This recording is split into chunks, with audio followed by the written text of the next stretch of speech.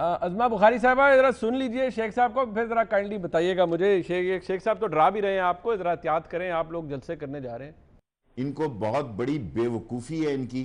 ये कोरोना भी फैलाएंगे और खुदा ना खास्ता कोई दहशत गर्दी का वाकया हो सकता है, मेरे साथ भी हो सकता है, अपोजिशन के साथ भी हो सकता है। तो इनको बड़ी गलत फहमी है कि इन जलसों से इमरान खान जा रहा है। नहीं जा रहा, नहीं जा रहा, नहीं जा रहा। जाओ जलसे करते रहो, रैलियां करते रहो, तुम्हारा राइट है। लेकिन अगर आपने कानून को हाथ लिया तो कानून तुम्हारे साथ हाथ करेगा, लंबा हाथ करेगा, 2 गज का लंबा हाथ करेगा। अज़मा बुखारी साहबा, पता नहीं आप इस मौसूफ को दिखा के मूड ही ऑफ कर देते हैं। मतलब को बंदे ने बात भी करनी हो ना, तो इसकी बात सुन के बंदे का वैसे ही मूड खराब हो जाता है कि इसको क्या रिस्पॉन्ड करूं मैं। मतलब जिस शख्स ने खुद जला दो, गिरा दो, मार दो, आगे लगा दो, हाँ कहा था, बिल्कुल जो कहा। खुद मौसूफ जो है वो ये फरमाते रहे वो आज हमें कानून और आइन सिखाएंगे। ये तो अपनी जो है वो खातिर जमा रखें, आइंदा आने वाले दिनों में लाल हवेली से नहीं निकला जाना इससे। ये अपनी सिक्योरिटी का इंतजाम करें, हमने अल्लाह पे छोड़ा हुआ है। अल्लाह की जात जो है वो किसी की जिंदगी और मौत का वो जामिन होती है। ये कुछ भी नहीं कर सकते। अब आ जाते हैं जरा 2-3 बातें ना। अंदलीब ने बड़ी कोशिश की आज वो, मतलब आपको भी जरा प्रेशराइज करके वो करके कि वो हकायक बदल दे। अब 3-4 हकायक मुझे बताने हैं। पहले तो वो बार बार देखे ना इदारों को वो ये कर रही हैं, आप इदारों की खालाजान ना बने। इदारे हमारे भी इदारे हैं। पाक फौज जो है वो तहरीके इंसाफ का विंग नहीं है, वो हमारी भी फौज है। तो उसको आप अपना बराए मेहरबानी उसकी खालाजान बन के उसको विंग ना बनाया करें। हमें किसी की इंडिविजुअल सोच से इख्तलाफ हो सकता है, किसी इंडिविजुअल पे इख्तलाफ हो सकता है, इदारे से किसी का कोई इख्तलाफ नहीं। और कई दफा मियां साहब कह चुके हैं कि जो शोहदा हैं हमारे, जो अपना फर्ज अंजाम दे रहे हैं, उनको हमारा 7 दफा सलाम है। लेकिन जो ये देखिए ना, कॉन्स्टिट्यूशन के अंदर अंदलीब बीबी हर एक के ओथ भी लिखे हुए हैं। तो वो भी किसी दिन जरा आपको अगर इत्तेफाक हो तो वो कॉन्स्टिट्यूशन जरा वो भी पढ़ लीजिएगा जहां पे ओथ लिखे हुए हैं सबके। अब आ जाते हैं आटे के ऊपर। मतलब अजीब बात है मोहतरमा, पता नहीं अब वो कंटेनर पे नहीं है ना, अब ये हुकूमत में है, अब तब्दीली सबने देख ली। अब मुझे ये बताइए, आटा स्कैम के अंदर जो आटा स्कैम हुआ 1 साल पहले, जिसमें कहा गया कि, और रिपोर्ट मेरे पास मौजूद है, जिसमें जो वजीर आजम को भेजी गई कि आटे के अंदर बुजदार साहब की जड़ें उसके दफ्तर तक जा, डीएससी से अपॉइंट कराए और कोटा लेने के लिए इनकी एमपीएस एमएनएस में। मजे की बात, वहां पे भी शेख रशीद का नाम आया उस आटे के स्कैम के अंदर, कि मौसूफ ने भी जो है वो प्रेशराइज किया फ्लोर मिल्स को जो है वो दिलवाने के लिए। एक बात आज बताएंगी, गंदुम की इमदादी कीमत का अभी तक वफाकी हुकूमत ऐलान नहीं कर सकी।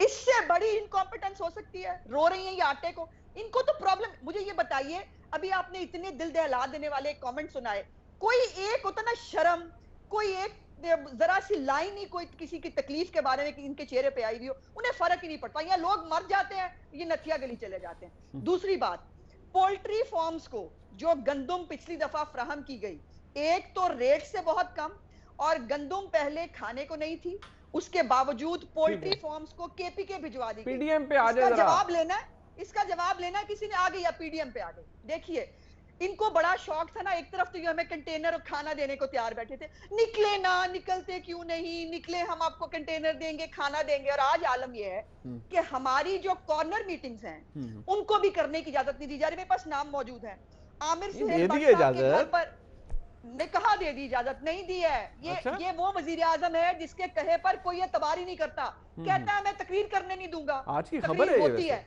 तकरीर होती है, और जब तकरीर हो जाती है तो उसके बाद आ जाता है वो वजीर आजम ने इजाजत दे दी थी वो खफी मिटाने के लिए, कोई इजाजत नहीं दी गई। गुजरांवाला में अभी तक हमारे मियां तारिक महमूद साहब हैं, उनके डेरे के ऊपर जो है वो ये इनकी पुलिस वाले मौजूद हैं, वो पूरे लगा के खारदार तारे वहां पे कॉर्नर मीटिंग की इजाजत दी। आदि असलम को पकड़ लिया, एक लड़का है बेचारा, वो आदि असलम फुटेज बना रहा था पुलिस वालों की रेड की, उसको उठा के ले गए। साबिर बाजवा साहब ये पीपीपी के हैं, उनको कायरा साहब के हल्के से उठा लिया गया। खुरम दस्तगीर साहब अभी एक कॉर्नर मीटिंग में जा रहे थे, उनको इजाजत नहीं दी गई। तौफीक भट्ट जो है उसको, ये है इनकी असलियत, और ये फुटेजेस के साथ मौजूद है। ये मीडिया का जमाना है। एक आखिरी बात ये कर दूं, आखिरी बात कर दूं, वो अंदलीब, वो वाकई आपने ना, वो बड़ा आपको ख्याल है कि मियां साहब बाहर बैठे हैं, हम सारे यहाँ हैं। वो मुझे याद है कासिम और सलमान जो है सबसे पहले तो वही शेल खा रहे थे ना आंसू गैस के, और अब वो 126 दिन धरने में आम लोगों को और खाली कुर्सियों को वही साफ किया करते थे रोज। वो आज धरने की जो है कुर्सियां वही साफ किया करते थे कासिम और सलमान साहब। वो सब याद है हमें। ठीक, अच्छा चले बच्चों, हम let's not go there. Why not? अच्छा चले ठीक है, आप जाए ना जी, मैं तो सपोर्ट नहीं इस आर्गुमेंट को कर सकता। ठीक है, आप सियासी बात जरूर 100 बिस्मिल्लाह करें, लेकिन लेट्स नॉट गो देयर। मैं कम से कम मैं उसे सपोर्ट नहीं कर सकता जी। चले शर्मिला फारूकी साहिबा, पीएमएलएन का तो मूड नजर आ गया जी। वफाकी वज़रा कह रहे हैं पीपल्स पार्टी साथ छोड़ जाएगी मुस्लिम लीग नून का, और ये इस्तीफों की बात अगर आ गई तो पीपल्स पार्टी नहीं साथ देगी बिल्कुल इनका। आप क्या कहेंगी जी?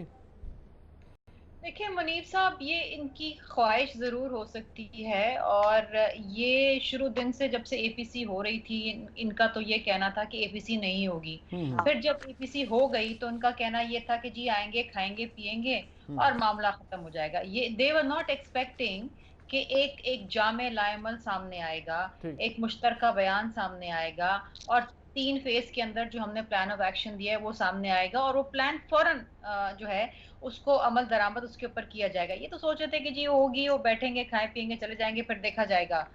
और आपने देखा था कि जिस दिन एपीसी भी हो रही थी उससे 2 दिन कबल इनके तमाम जो वो टेलीविजन चैनल्स के ऊपर जो इनके नुमाइंदगान आते हैं, मैं वो अल्फाज तो इस्तेमाल नहीं करूंगी जो वो करते हैं, लेकिन जिस तरीके से वो चीख पा हो रहे थे और परेशान हो रहे थे, जो परेशानी आज तक उनको लाहक है, वो एक्सपेक्ट नहीं कर रहे थे कि ये एक प्लेटफॉर्म के तले या ऑल पार्टीज कॉन्फ्रेंस के अंदर ये तमाम जो है पॉलिटिकल पार्टीज ऑपोजिशन की इकट्ठा हो जाएंगी। अब मसला ये कि देखिए, जहां तक अच्छा ये कहते हैं जी रेजिग्नेशंस की बात आएगी तो पीपल्स पार्टी ने क्यों नहीं देगी? पीपल्स पार्टी ने तो अपनी जानों की कुर्बानियां दे दी जी। रेजिग्नेशंस की क्या बात है? हुकूमतें क्या है, हुकूमतें 100 हुकूमतें कुर्बान जमहूरियत के लिए, एक फंक्शनल डेमोक्रेसी इस मुल्क में लानी है। अच्छा। ये जो मैंने आपको बताया, आजमा ने जो आपको बताया, ये अवाम इस वक्त पिस रही है, ये अवाम घुटनों पे आ गई है। यहाँ पर लोग सांस लेने को अब तरस रहे हैं कि सुकून का सांस कहीं मिल जाए। जिन लोगों ने इनको वोट भी डाला था वो कान पकड़ के माफी मांग रहे हैं अल्लाह ताला से कि अल्लाह ताला हमें माफ कर दे। बैनर्स लगे हुए हैं इनके हलकों में नहीं जा पा रहे।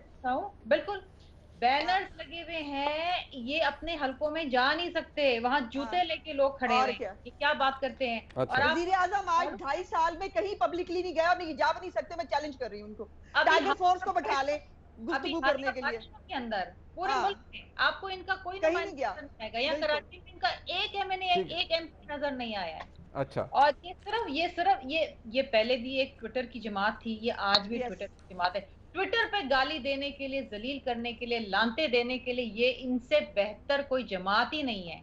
अच्छा। इन्होंने पीएचडी करी हुई है, लेकिन अवाम की खिदमत करना या अवाम को ट्विटर की जमात थी तो आज वजीर आजम वो पाकिस्तान के, ट्विटर के थोड़े ही हैं, वजीर आजम पाकिस्तान आरटीएस के हैं, आरटीएस के वजीर आजम। हमारी तो ख्वाहिश थी कि वो पाकिस्तान के वजीर आजम हो। आज तो जस्टिस साहब फैज ईसा साहब ने भी कह दिया कि पाकिस्तान के वजीर आजम बनो, पाकिस्तान के वजीर आजम बनो। अच्छा चल, मुझे आप एक बात बताइए कि ये जो अभी आपने बताया, जो अवाम की जो राय थी इनके बारे में, ये अगर आप अपने स्टूडियो में अपने कैमरामैन से भी पूछ लेते ना तो वो भी आपको ये जवाब देते, बिल्कुल माफ कर दो, अल्लाह माफी करवा दो, किसी तरीके से इलेक्शन करा दो ताकि हकीकी नुमाइंदे चुन लें।